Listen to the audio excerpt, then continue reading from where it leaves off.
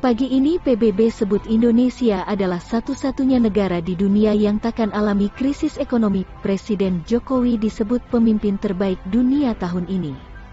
Saat ini IMF dan Bank Dunia memprediksi ekonomi 66 negara bakal ambruk. Menurutnya, pertumbuhan ekonomi melemah, namun inflasi juga meningkat sehingga membuat harga sejumlah komoditas meroket. Hal ini juga diterangkan oleh Presiden Jokowi di mana Jokowi menyebut pertumbuhan ekonomi turun tapi inflasi naik, harga-harga barang semua naik, kata Presiden Jokowi seperti disaksikan secara virtual melalui akun YouTube PPAD TNI TV. Ini kondisi yang sangat boleh saya sampaikan dunia pada kondisi yang mengerikan, serunya. Jokowi mengatakan bahwa kondisi yang mengerikan ini akibat dampak perang Rusia vs Ukraina dan krisis pangan. Menurutnya, 9 negara secara bertahap telah berada dalam kondisi perekonomian yang sulit, kemudian disusul 25 negara dan 42 negara. Ada 320 juta orang di dunia yang menderita kelaparan akut dan sebagian besar kelaparan karena perekonomian tidak hanya turun, tetapi juga anjlok, ungkapnya. Jokowi menyebut negara-negara seperti Singapura, kawasan Eropa, Australia, sampai Amerika Serikat, juga ikut mengalami pelemahan pertumbuhan ekonomi. Apalagi tingginya harga minyak dunia juga menyumbang peningkatan signifikansi inflasi yang merembet pada harga komoditas pangan dan lainnya.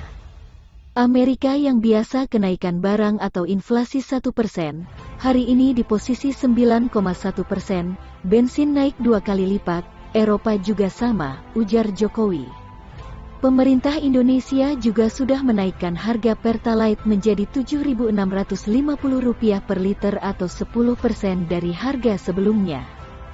Padahal, dengan kondisi melonjaknya harga minyak dunia, seharusnya harga Pertalite dipatok hingga Rp17.100 per liter. Oleh karena itu, pemerintah masih mengalokasikan anggaran hingga Rp502 triliun untuk subsidi BBM. Naik 10% saja demonya saya ingat 3 bulan, kalau naik sampai 100% lebih demonya akan berapa bulan. Inilah yang sekarang dikendalikan pemerintah dengan subsidi, karena begitu harga bensin naik, harga barang otomatis melompat bersama-sama, kata Jokowi. Presiden Jokowi memastikan bahwa ekonomi Indonesia akan tetap tumbuh positif di tengah keruntuhan ekonomi global. Lantaran di saat negara-negara besar di dunia terlalu mengandalkan negara lain untuk urusan pangan dan energi. Indonesia sudah lebih dulu mempersiapkan hal ini. Diketahui Presiden Jokowi dengan kejeniusannya telah menyiapkan ketahanan pangan dan energi di Indonesia. Jokowi gencar membangun puluhan bendungan sebagai pembangkit listrik alternatif dan food estate untuk menjaga ketahanan pangan. Jokowi juga kini sedang fokus untuk mengembangkan sorghum sebagai pangan utama alternatif yang bisa menggantikan beras. Jadi bukan tanpa alasan PBB sampai menobatkan Jokowi sebagai pemimpin terbaik di dunia tahun ini.